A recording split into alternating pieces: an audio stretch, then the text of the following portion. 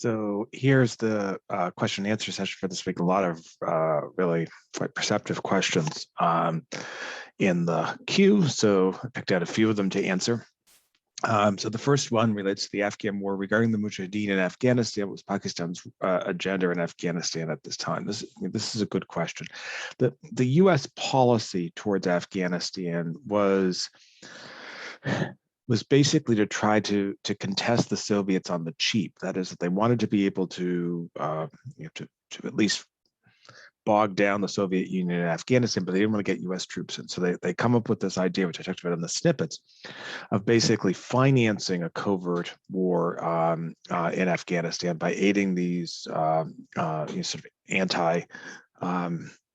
anti-Soviet rebels who are a mixture of forces. They're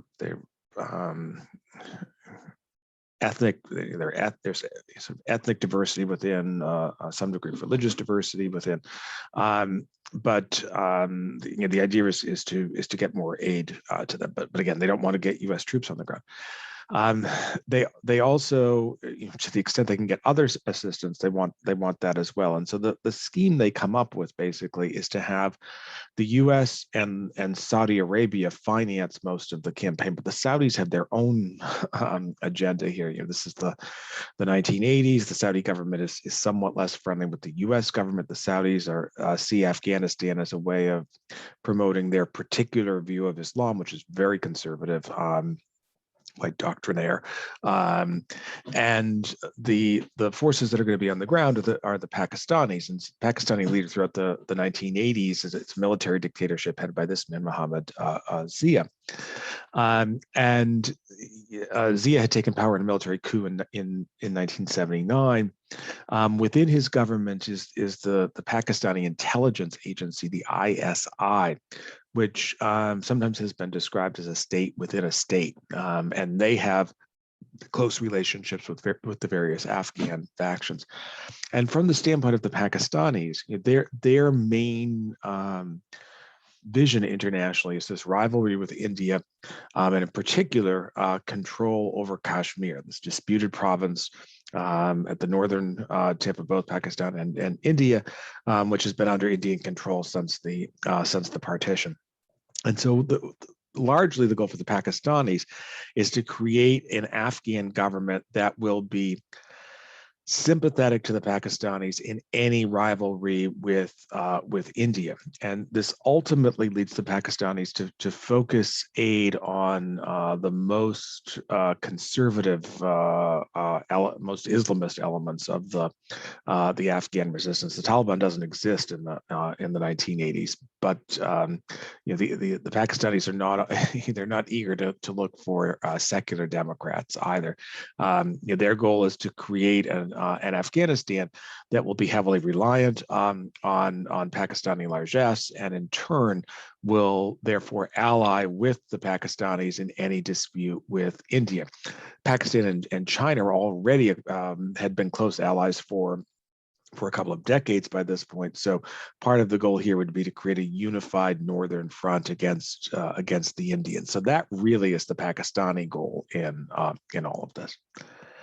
Second question, with how President Reagan frequently delved into covert operations, had strong ties with the CIA. Were his operations kind of an open secret among Americans and the other nations, or did it really become public knowledge after the Iran-Contra scandal?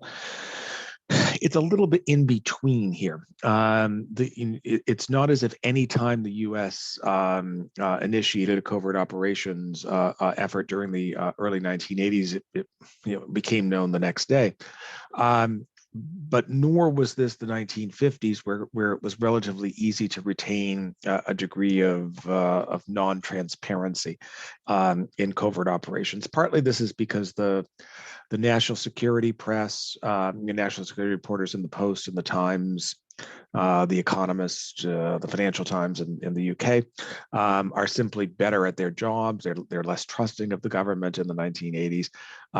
Partially, it's because there's more House and Senate oversight. So it's just the website for the House Intelligence Committee, created in the 1970s to expand oversight of the CIA.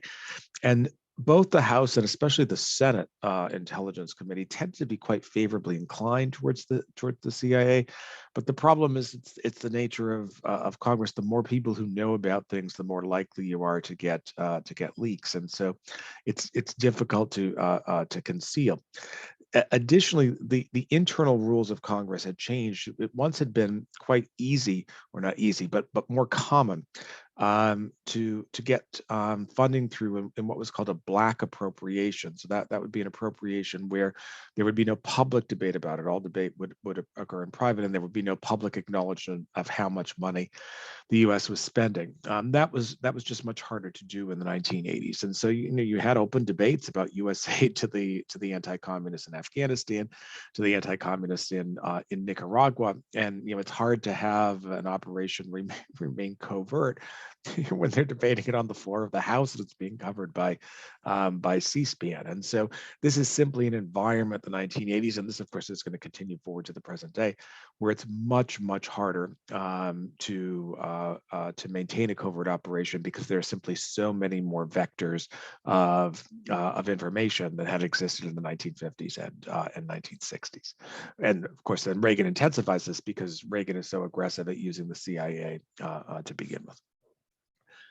Another good question. Did Alexander Haig do anything in particular to get replaced by Schultz? And the answer to this is yes, he did. And there are two big things here. The first is what may very well be the most infamous press remarks by any Secretary of State. So this is in 1981, after the assassination attempt on Ronald Reagan, and Reagan was shot. He was put into emergency surgery. He survived, and it was not. It turned out that it was not life-threatening injuries, but it was not immediately apparent at the time. And the Vice President George H.W. Bush was in Texas at the time of the assassination, and so Haig went to the White House briefing room, and among other things, he said this. It sounds very forceful. The problem is that Haig was not accurately describing the law in this case. He was not the third in control. He was not in charge there. And so it created this image of a kind of megalomaniacal leader who was eager to seize control at a difficult time.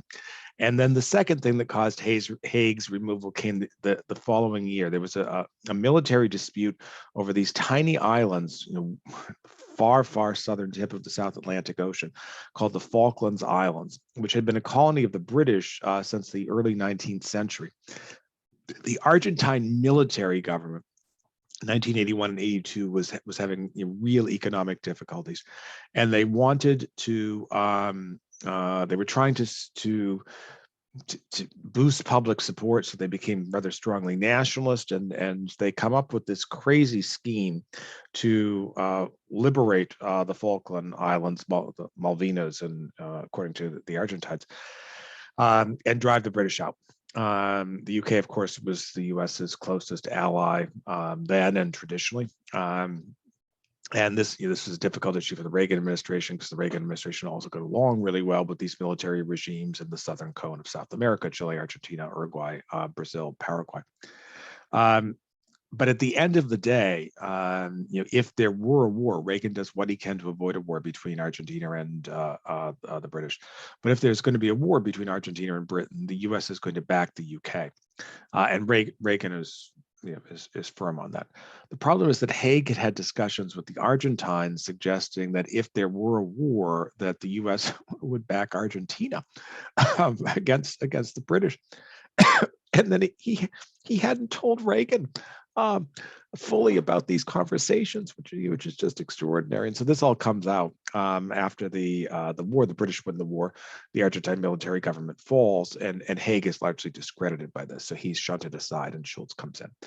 And this turns out to be a really quite significant change in personnel under Reagan, especially in Reagan's second term, when a lot of the hardliners, William Casey, Gene Kirkpatrick, Caspar Weinberger, all leave office for one reason or another, and Schultz becomes the dominant voice on foreign affairs matters. And then the last question: did Gorbachev offer sort of a liberal communism government? Is this what indirectly contributed and led to the Berlin Wall falling, in addition to non-communist government in Poland. And then, a similar question. It sounds like the Berlin Wall fell by accident due to miscommunication. Was a reunified Germany not a part of Gorbachev's glasnost and perestroika vis-a-vis Soviet policy? So here's Gorbachev with George H.W. Bush. On the second question first, a unified Germany was never in the Soviet goal. And you put yourself in the position of a leader of the Soviet Union. This is a country that had twice been invaded by Germany in the previous 75 years. The value of East Germany as an entity to the Soviets was to prevent an independent Germany and make it far, far less likely that the Soviet Union was ever going to be invaded by the Germans again. And so the creation of the path towards a unified Germany goes a long way towards undermining Gorbachev's domestic support. In terms of the first question, a liberal communism government, I think that's not a bad comparison. I mean, there are some historians who have pointed to the Alexander Dubček regime in Czechoslovakia. Remember, that was that Prague Spring, several months of a liberalized communist government until the Soviets sent troops to suppress it. But one that would create a degree of civic freedom, freedom of the press, freedom of inquiry, but not necessarily a multi-party democracy. And that seems to have been what Gorbachev really wanted. That was an achievable goal, I think, in Czechoslovakia if the Soviets hadn't sent troops in, partially because there were the remnants of the democratic culture within Czechoslovakia. That was just not an achievable goal within the Soviet Union. You couldn't, or Gorbachev couldn't, basically overnight create a civic culture from scratch, and so that's what he was trying to do. So the vision is an interesting vision, but in retrospect, I think the vision was never achievable. And the reforms that Gorbachev instituted, he was always going to have to make a choice between pressing forward with the reforms and risking the survival of the regime, and cracking down on reformers, sort of like what the Chinese do in Tiananmen Square in 1989, but undermining his standing in the West and his reputation as a reformer.